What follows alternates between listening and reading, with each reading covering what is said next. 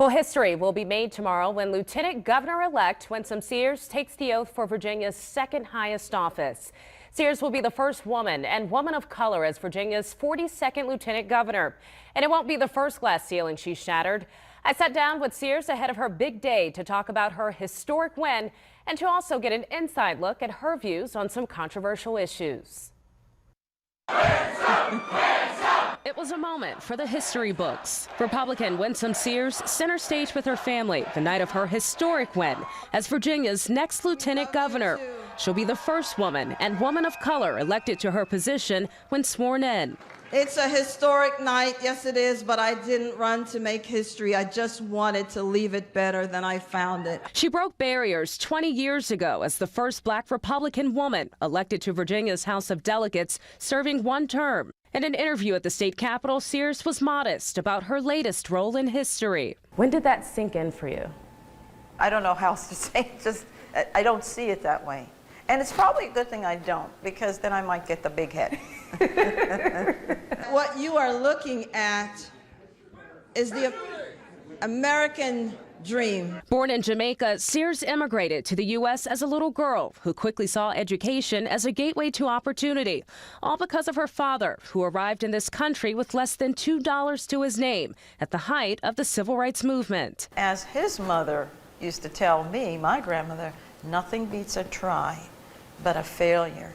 But if you failed, it means you tried. She believes anyone has a shot at progress if they try, regardless of race. Here's the thing, we're overcomers. As black people, we're overcomers. We've overcome slavery, we've overcome racism. We want to keep looking at the past. There's nothing back there except to say, yes, we've been there, we've overcome, we're going to keep going. We're a resilient people. Have you ever had to overcome anything because of what you look like? I feel like I've been fighting my whole life.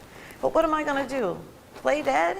Lay down and let the world get against? No. There's nothing, no.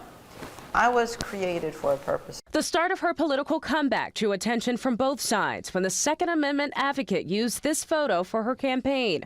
The Marine veteran and business owner ran on promises to support policies that would cut taxes, increase teacher pay, and boost funding for HBCUs. When our children go to HBCUs, it's a welcoming environment. They're more comfortable, and it works.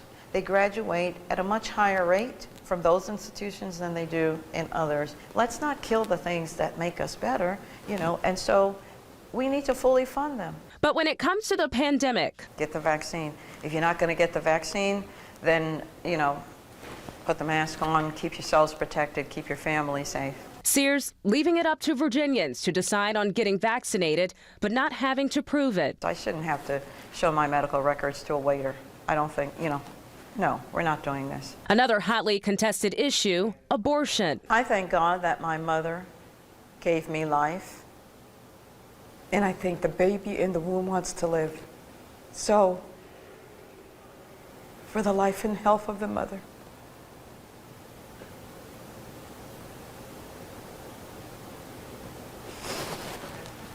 After taking a moment to compose herself, Sears elaborates on her stance. But we have to ensure that, the life and the health of the mother is considered, we want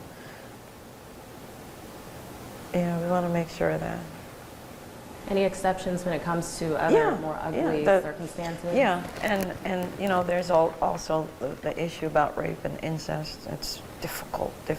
As president of the state Senate, Sears will hold the power to cast the tie-breaking vote on legislation that could impact the future of Virginia. I'm not anxious. We just need to get going because it's a job and there are some things that need to be done.